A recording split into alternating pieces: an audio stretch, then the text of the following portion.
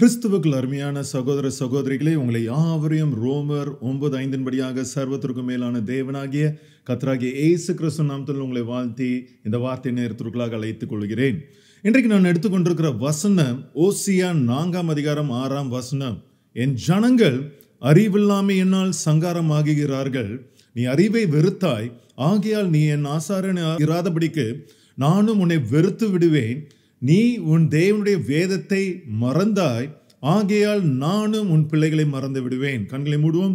ஏசப்பா, இன்றைக்கு இந்த வார்த்தையின்படியாக நீர் பேசுகிற வார்த்தை எங்களுக்கு உணர்வை கொடுக்கட்டும், இயேசுவின் நாமத்தில் ஆமென். இங்க பாருங்க, என் ஜனங்கள் அறிவில்லாமையினால் சங்காரமாகுகிறார்கள். எவ்வளவு வேதனையான ஒரு காரியம். அதனால நான் கேட்கிறேன், இந்த அறிவு என்றால் என்னது? இங்கதான் பாருங்க, இந்த அறிவு என்பதை எந்த கிறிஸ்தவர்களாலையும் இன்றைக்கு அறிந்து கொள்ள முடியவில்லை. ஏனென்றால் எபிரேயர் மொழியிலும் கிரேக்க மொழியிலும் இந்த அறிவு ஞானம் என்கிற புத்திகளுக்கு 2 விதமான காரியங்கள் கொடுக்கப்பட்டிருக்கிறது. ஏனென்றால் இந்த 2 விதமான புத்திகள் வேதாகமத்தில் சரியாக எழுதப்பட்டிருக்கிறது. ஆனா ஆங்கில வேதாகமும் தமிழ் வேதாகமத்தில் மொழிபெயர்ப்புல அறிவு ஞானம் எல்லாம் ஒன்று என்று நினைத்து கொண்டு எல்லாத்தையும் மாற்றி எழுதிட்டாங்க. அதனால அது பரவாயில்ல. இன்னைக்கு உண்மையாகவே கிரேக்க மொழி, எபிரேயர் மொழி வேதாகமத்தில் நீங்க எடுத்து பார்த்தீர்கள் என்றால் அறிவு என்பது வேறு, ஞானம் என்பது வேறு என்று நீங்கள் அறிந்து கொள்ள முடியும். ஏனென்றால் ஞானம் என்பது அது எபிரேயர் மொழியில் கொடுக்கப்பட்ட பெயர் ஹோக்மா. இது என்னதென்றால் இது முற்றிலுமாக தேவனுடைய ஞானத்தை மட்டும் குறிக்கிற வார்த்தையாக காணப்படுகிறது. அப்படி என்றால் ஞானம் என்று எழுதப்பட்ட ஹோக்மா என்ற வார்த்தை முற்றிலுமாக தேவன் வெளிப்படுத்துகிற ஞானம். அதன் பிறகு அறிவுக்கு கொடுக்கப்பட்ட வார்த்தை தஹாத் என்பது தேவனுடைய ஞானத்தை இந்த உலகத்தில் நாம் எப்படி செயல்படுத்த வேண்டும் என்கிற புத்தி தான் அறிவு என்று வேதாகமத்தில் எழுதப்பட்டிருக்கிறது. இன்னைக்கு நிஜமாவே இதை அறிந்து கொள்ள வேண்டும். மறுபடியும் நான் சொல்கிறேன், ஞானம் என்பது தேவனுடைய ஞானம், அறிவு என்பது தேவனுடைய ஞானத்தை வெளிப்படுத்துகிற புத்தி தான். நீங்க நடந்து கொள்கிற வேண்டிய விதம் தான் அறிவு என்று எழுதப்பட்டிருக்கிறது, தஹாத் என்று எழுதப்பட்டிருக்கிறது. அதனால தான் பாருங்க, ஞானத்தை குறித்து உபாகமம் 34 அதிகாரம் 9 வசனத்துல பாருங்க, மோசே நூனின் குமாரனாகிய யோசுவான் மேல் தன் கைகளை வைத்தபடினால் அவன் ஞானத்தின் ஆவினால் நிரப்பப்பட்டான் என்று எழுதப்பட்டிருக்கிறது. இந்த ஞானத்திற்கு எபிரேயர் மொழியில கொடுக்கப்பட்ட வார்த்தை ஹோக்மா, தேவனுடைய ஞானம். ஹல்லேலூயா.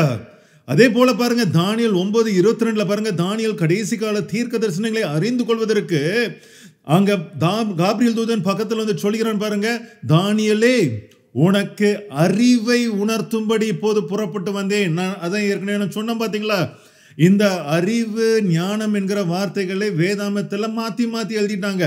ஆனா இங்க உண்மையாக கொடுக்கப்பட்ட வார்த்தை சாக்கள் என்பது இந்த ஹோக்மாக்கு உரிய ஒரு வார்த்தையாக இருக்கிறது.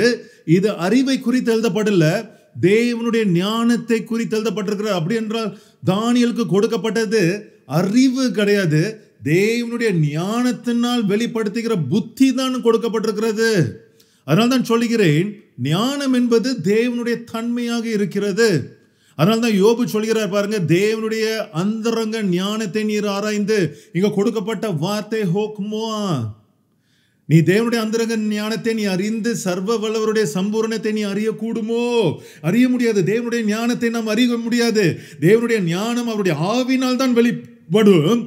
அந்த ஆவினால் வெளிப்படுத்துற புத்தியை தான் நாம் அறிவு என்று சொல்கிறோம். தேவனுடைய ஞானம் நம்மளுக்குள்ளாக இருக்க வேண்டும், தேவனுடைய ஆவி இருக்க வேண்டும். அதனால் நாம் எப்படி இந்த உலகத்தில் வாழ வேண்டும், எதை சரியாக செய்ய வேண்டும் என்று நாம் அந்த புத்தியை வெளிப்படுத்துகிறது தான் அறிவு. ஹல்லேலூயா. இது முற்றிலுமாக ஒரு ஞானத்தை, தேவனுடைய ஞானத்தை செயல்படுத்துகிற அறிவு தான். அதனால தான் ஒரே ஒரு வசனத்தில் உங்களுக்கு சொல்லி விடுகிறேன். ஆதியாகமம் 2 அதிகாரம் 9 வசனத்துல யாவருக்கும் தெரியும், ஏதேன் தோட்டத்தில் 2 மரங்கள் இருந்தது. அங்கதான் பாருங்க, தேவனாகிய கர்த்தர் பார்வைக்கு அழகும் புசிக்கும் நலமுமான சகலவித விருட்சங்களையும் தோட்டத்தின் நடுவிலே ஜீவ விருட்சத்தையும் வைத்தார்.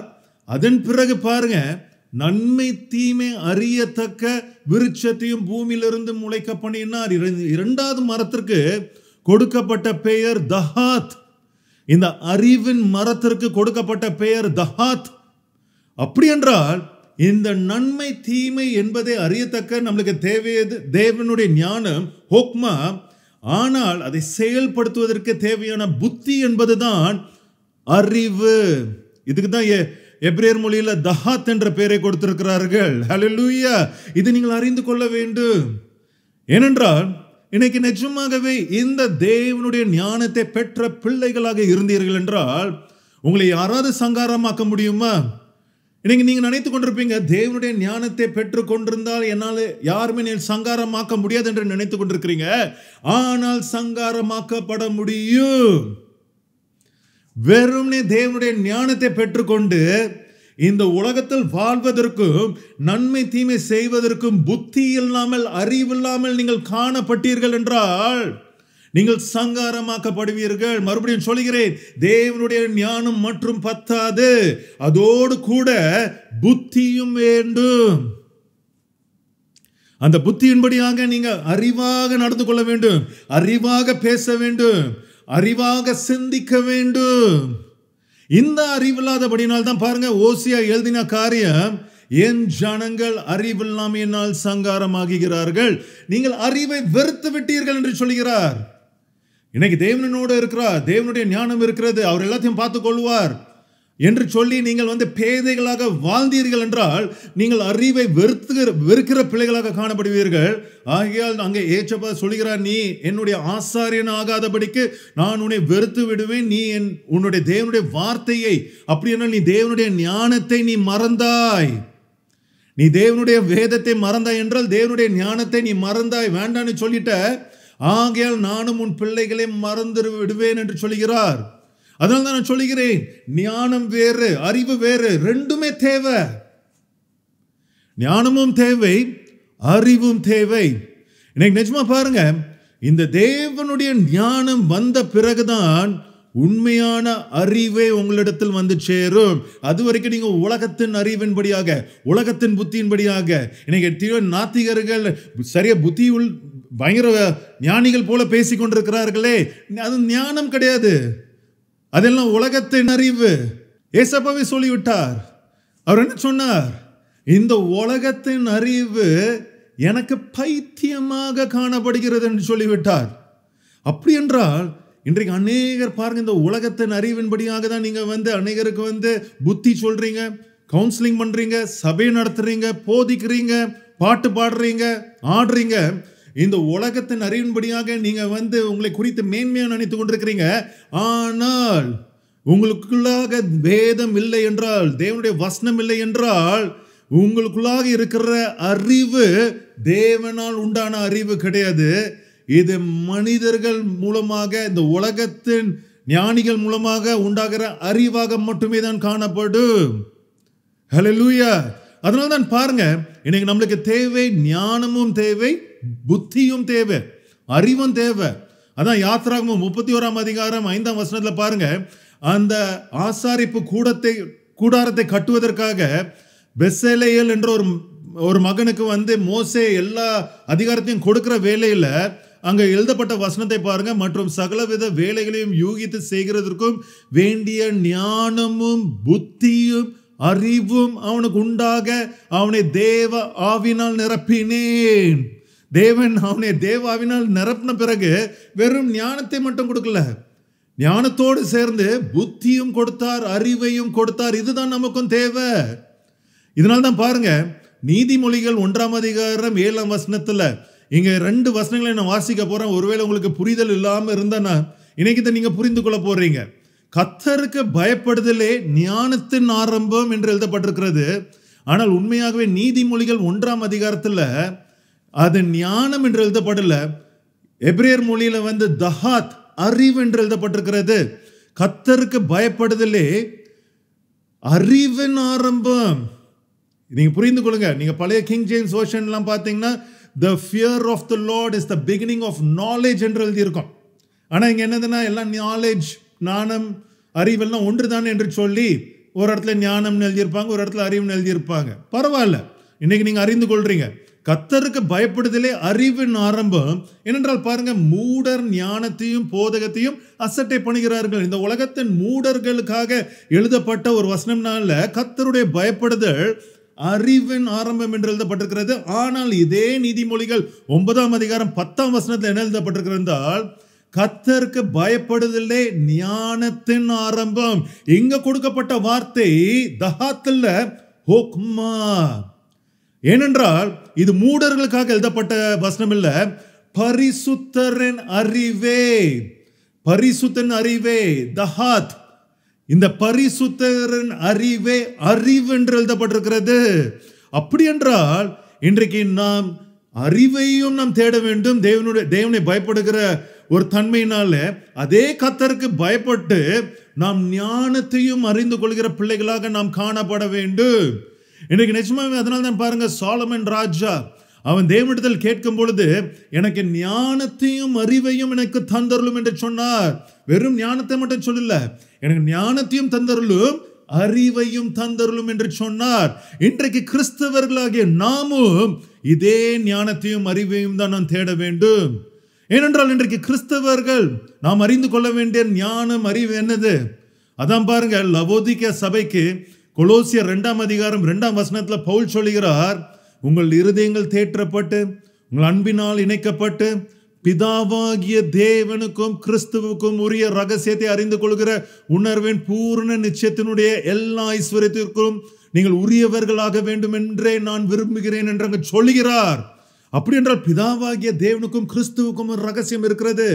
அது திரியேக தெய்வம் இல்ல, ஒரே தேவனாக இருக்கிறபடினால் தான் ஒரு ரகசியம் இருக்கிறது. அடுத்த வசனத்துல பாருங்க, கிறிஸ்தவர்களே உங்க கண்கள் திறக்கப்படுவதாக, அவருக்குள், அவர்களுக்குள் அல்ல, 2 பேர் இல்ல 3 பேர் இல்ல, அவருக்குள், ஒருவராய் இருக்கிற அவருக்குள் ஞானம் அறிவு என்பவைகளாகிய பொக்கிஷங்கள் எல்லாம் அடங்கி இருக்கிறது.